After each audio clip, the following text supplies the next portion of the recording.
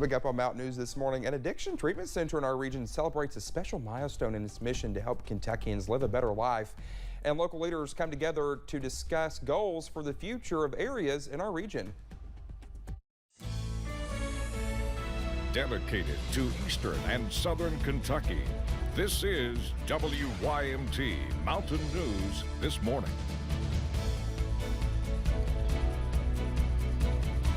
Good morning to you. It's Wednesday, but my mind thinks it's Monday because I'm just struggling a little bit. Good morning to you. I'm Dakota Makeris. Let's take it over to Brandon, who is always trying to save the day and save me. Brandon, good morning to you. And it's calm right now, which is always a good sign. Listen, I'm going to have to get a cape at some point. Just, kind of fly around here like Superman. Literally, you don't have to. play the theme music there. I have to get some created. But yes, it is a calm start to the day, which is good. Nothing major to talk about this morning. Clear skies, but cold out there, so bundle up as you head out the door this morning. We're taking a look at the Corbin camera along I-75. No major issues down there and not a whole lot of traffic here for midweek. We're keeping an eye on that for you. Temperatures continue to drop. Now 14 in Irvin, tied with Moorhead. But Ashland was like, not so fast. I'm taking the coldest temperature in the region back at 13 now. So they're continuing to drop. We've lost some more spots in the 20s there. And that gap is slowly starting to close as we see more counties falling into the 20s there this morning, into the teens there from the 20s this morning. 20 plus degrees colder in Jackson, London, Williamsburg, Somerset this morning, and closing in on it in Ashland, Prestonsburg, and Monticello. So it is a cold, cold start to the day. The average high for this time of the year is 45.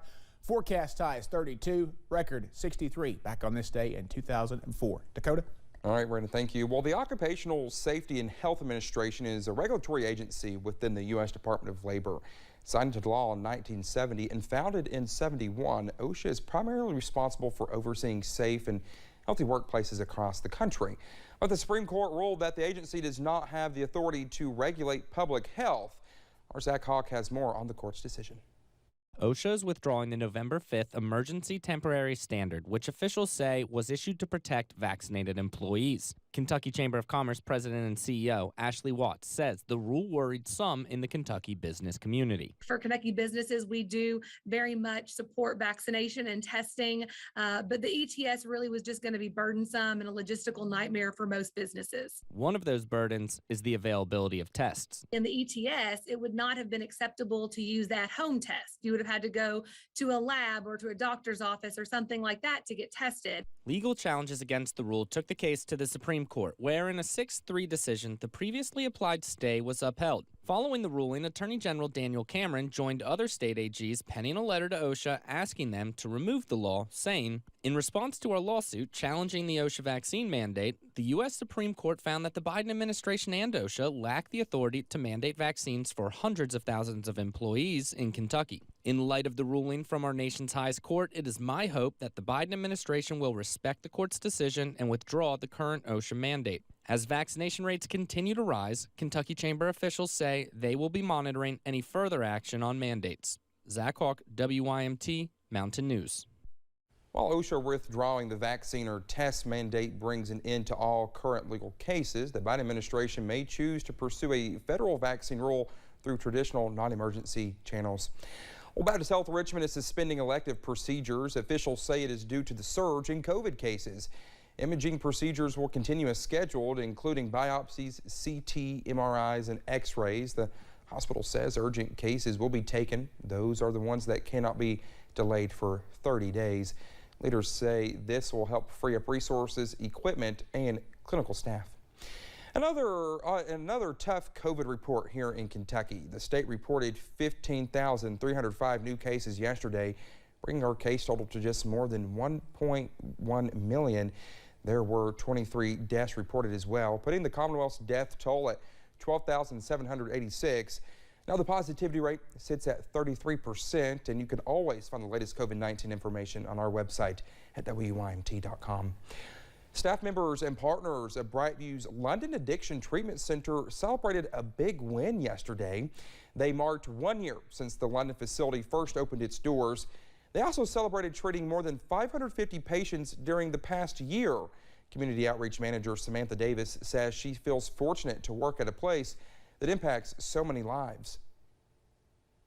It feels great to know that you're making a difference in people's lives, and I get to work in the community every day with our partners and people who are just as passionate as we are, and that's very rewarding. And kind of to see it all come together and to help each other succeed is really nice. Stephanie Cameron, the targeted case manager with Brightview Health, says the impact this facility has on the community and the people recovering within it is endless. Well, the Big Blue Slam blood drive continues, and you can help Kentucky keep the lead. This is the 14th year for the competition between UK and the Florida Gators. It helps save lives through the Kentucky Blood Center and combat the ongoing blood shortage. Right now, Kentucky has an early lead with 286 donations.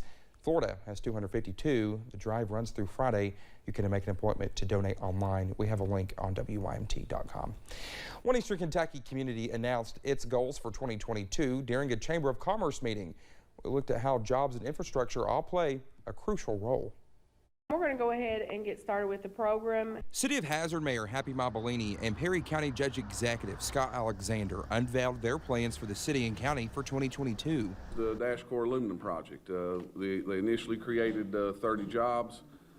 Today we are at 87 jobs, and they have plans to grow to over 270 jobs over the course of the next 3 years. New jobs and businesses making their way into Perry County and the city last year.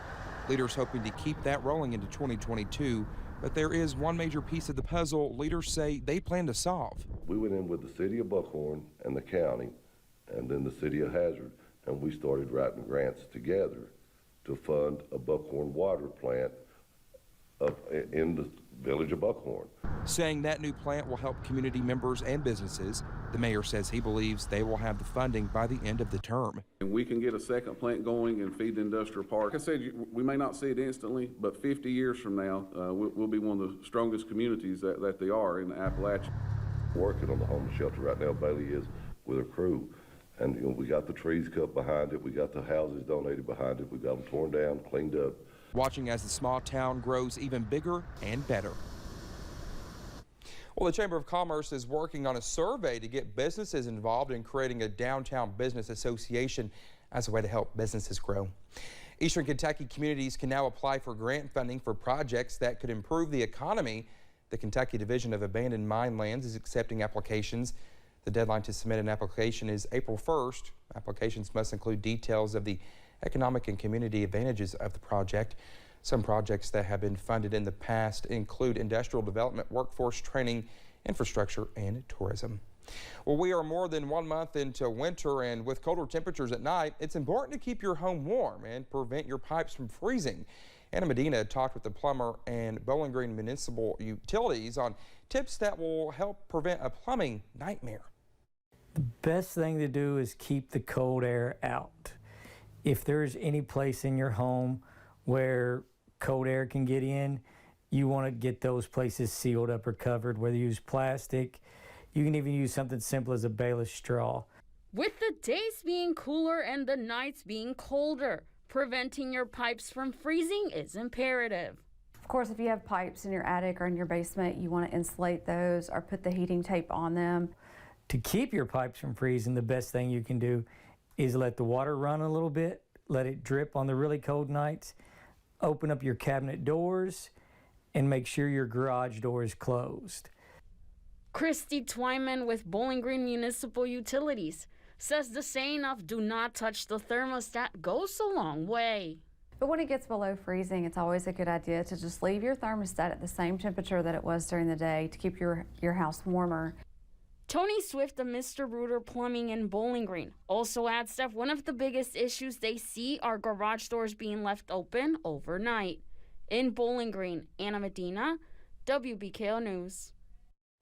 If you need any materials to help insulate your pipes, you can go to a home improvement store.